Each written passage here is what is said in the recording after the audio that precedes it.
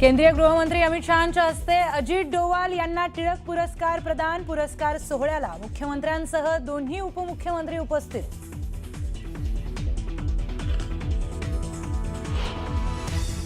की एका धुरंधराला पुरस्कार देण्याकरता दुसरे धुरंधर या ठिकाणी आलेले आहेत। राजकीय सुरक्षा सांभाळणाऱ्या धुरंधरला राजकारणातील धुरंधराकडून पुरस्कार। मुख्यमंत्री देवेंद्र फडणवीसांकडून अमित शहांवर स्तुतीसुमनं।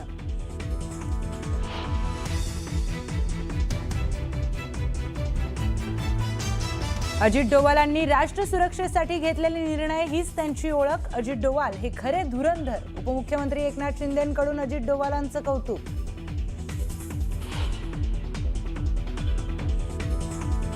अजित डोवालांच्या टिप्समुळे 13 बॉम्बस्फोट प्रकरणाचा उलगडा झाला, तर देशाची अंतर्गत सुरक्षा डोवालांमुळे अधिक बळकट। गृहमंत्री अमित शहांकडून डोवालांचं कौतुक।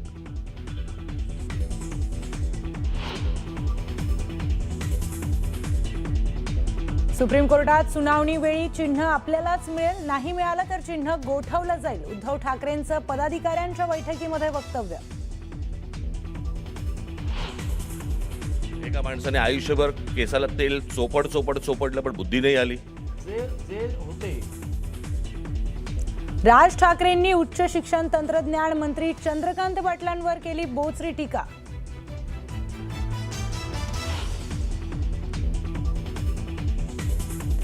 जंतर मंतरवर आंदोलनात अपशब्द वापरणाऱ्या विद्यार्थ्यांना पंतप्रधान मोदींनी केलं माफ, तर आत्महत्या केलेल्या विद्यार्थ्यांच्या कुटुंबाची माफी मागा। उद्धव ठाकरेंचा मोदींना टोला।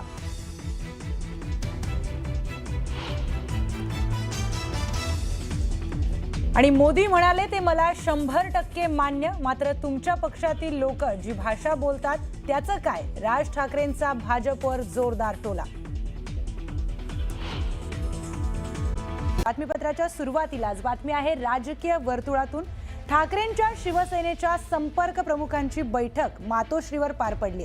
या बैठकीची इनसाइड स्टोरी आता समोर आली आहे। कोर्टाच्या सुनावणीमध्ये पक्षाचं चिन्ह आपल्यालाच मिळणार असा विश्वास उद्धव ठाकरेंनी या बैठकीमध्ये व्यक्त केल्याची माहिती आहे। चिन्ह नाही मिळालं तर ते गोठवलं जाईल असंही या बैठकीमध्ये ठाकरेंनी सांगितलंय। याशिवाय SIRच्या कामाकडे लक्ष देण्याच्या सूचना ठाकरेंनी दिल्याची माहिती सूत्रांनी दिली आहे।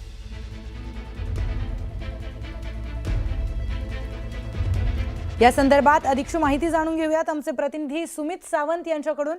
सुमित, आपण बघतोय की इनसाइड स्टोरी या बैठकीची समोर आलेली आहे, त्यामध्ये अनेक सूचना पदाधिकाऱ्यांना देण्यात आलेल्या आहेत। काय अधिकची माहिती? उद्धव ठाकरे प्रचंड ऍक्टिव्ह झालेले आहेत आणि आज त्यांनी जिल्हा प्रमुख त्याचबरोबर संपर्क प्रमुखांची बैठक घेतली आणि या बैठकीमध्ये वेगवेगळ्या मुद्द्यांवर त्यांनी चर्चा केली किंवा मार्गदर्शन कार्यकर्त्यांना किंवा सगळ्या पदाधिकाऱ्यांना केलंय। त्याच्यामध्ये विशेषतः जिल्हा प्रमुख आणि संपर्क प्रमुखांना आधीच उद्धव ठाकरेंनी सांगितलं की जर तुम्हाला काम जमणार नसेल किंवा काही कारणानं करता येत नसेल तर तुम्ही माघार घ्या, पद सोडा, तुम्हाला इतर काही जबाबदारी दिली जाईल, जेणेकरून 2029च्या निवडणुकीसाठी आपल्याला पूर्णपणे तयार राहता येईल किंवा त्या निवडणुकीमध्ये आपल्याला यश मिळवता येईल, यासाठीच्या त्यांनी सूचना केल्या। त्याचबरोबर आता SRI संदर्भात सगळीकडेच सुरू झालेल्या नोंदणी 8 तारखेच्या पर्यंत सगळ्यांना नोंदणी करता येणार आहे। त्यामुळे तुमच्या मतदारसंघातले किंवा तुमच्या परिसरातले कोण लोक राहिले असतील तर त्यांच्या संदर्भातले देखील तुम्ही SIR नोंदणी करून घ्या। ह्या सगळ्या सूचना उद्धव ठाकरेंनी दिलेल्या आहेत। त्याचबरोबर आता पुढच्या काही दिवसामध्येच ग्रामपंचायतीच्या निवडणुका आहेत, त्यासाठी देखील तयार राहण्याचे आदेश आणि संघटना मजबूत करण्याचे आदेश उद्धव ठाकरेंनी दिलेले आहेत। निश्चितच सुमित, या संदर्भात अधिकचे अपडेट्स तुमच्याकडून जाणून घेणार आहोत। माहितीसाठी धन्यवाद। अयोध्येतल्या राम मंदिरातल्या देणगी अपहार प्रकरणावरून आरोप प्रत्यारोप सुरू आहेत आणि राजकारण पण रंगत आहे। याच मुद्द्यावर बोलताना राज ठाकरे यांनी एक खळबळजनक आरोप केलेला आहे। राम मंदिरातील अपहारानंतर आता सिद्धिविनायक मंदिराबाबत राज ठाकरे यांनी गंभीर आरोप केलाय। सिद्धिविनायक मंदिरात दरवर्षी 18 कोटींची चोरी होते असा आरोप राज ठाकरेंनी केलाय। सिद्धिविनायक मंदिरातील दानपेटीतील चोरीबाबत वरिष्ठ पातळीवर चौकशी करण्यासंदर्भात उपमुख्यमंत्री एकनाथ शिंदेंना पत्र राज ठाकरेंनी दिलेलं होतं, जे वाचून दाखवलं। इतकंच नाही तर राम मंदिरातील अपहार प्रकरणावरही त्यांनी भाष्य केलं। राम मंदिरातील दानाची चोरी होतेच कशी? दानचोरीवर पंतप्रधान नरेंद्र मोदी का काहीच बोलत नाहीत, असा सवाल राज ठाकरेंनी केला।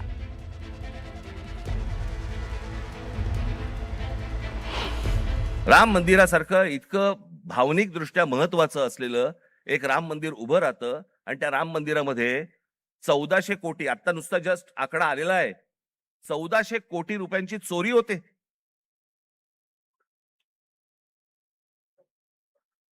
आणि याच्यावरनं सरकारमध्ये असलेले कोणीही त्याच्यावरती बोलायला तयार होत नाहीत. राम मंदिरावरती मतं मागताना बरोबर गेलात तुम्ही, मग ज्या वेळेला 1400 कोटी रुपयांची चोरी झाली, पंतप्रधान स्वतः एकटे गेले होते, सगळेजण बाजूला उभे होते, स्वतः एकट्याने जाऊन तिकडे जाऊन पूजा केली, प्रतिष्ठापना केली, सगळ्या गोष्टी केल्या. पंतप्रधानांनी याच्यावरती बोलायला नको राम मंदिराच्या चोरीबद्दल? का त्या अयोध्येमधनं एक खासदार निवडून नाही आला म्हणून आमचा संबंध तुटला, असं आहे?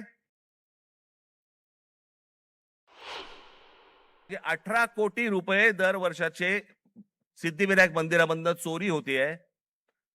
आपण भाबडेपणाने, भाविकपणे आपण तिकडे जातोय, दानपेटीमध्ये आपण टाकतोय, हे असल्या चोऱ्या होत आहेत. ही माणसं सगळी मंदिरं लुटतायत. हाच तो तरुण, हेच ते विद्यार्थी परीक्षांच्या वेळेला नोकरीसाठी मंदिरामध्ये जातायत, पायऱ्या झिजवतायत, सांगतायत देवाला मला नोकरी मिळू देत, आणि त्याच मंदिरामध्ये चोऱ्या होत आहेत. तिकडचेच विश्वस्त चोऱ्या करतायत, तिकडचीच माणसं चोऱ्या करतायत. हा आमचा धर्म, ही आमची धर्माची मंदिरं. सरकारवरती विश्वास ठेवता येत नाही म्हणून मंदिरात जावं, तर मंदिरावरती विश्वास ठेवता येत नाही. ही जर समजा देशाची परिस्थिती असेल, होईल काय? रस्त्यावरतीच उद्रेक होईल. आज अनेक गोरक्षक गाड्या पकडतायत, गायी पकडतायत, सगळ्या पकडतायत. आणि हेच आमचेच पंतप्रधान ऑस्ट्रेलियामध्ये जाऊन सांगतायत की बीफ एक्सपोर्ट मध्ये भारत हा 1 नंबरचा देश आहे. बीफ एक्सपोर्ट मध्ये ते कापल्याशिवाय होणार आहे का एक्सपोर्ट मध्ये आपण 1 नंबरचे? मग त्या गोरक्षकांचं काय करायचं?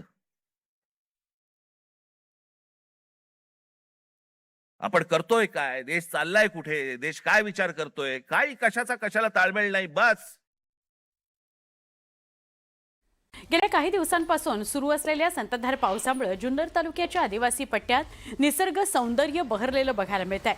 त्यामुळे डोंगर रांगांमधून वाहणारे छोटे मोठे धबधबे प्रवाहित झालेले आहेत. खळखळून वाहणारे धबधबे, अधूनमधून येणाऱ्या पावसाच्या सरी आणि धुक्याची ओढलेली झालर, हे सगळं निसर्ग अनुभवण्याकरता पर्यटक सध्या या भागात गर्दी करताना दिसत आहेत.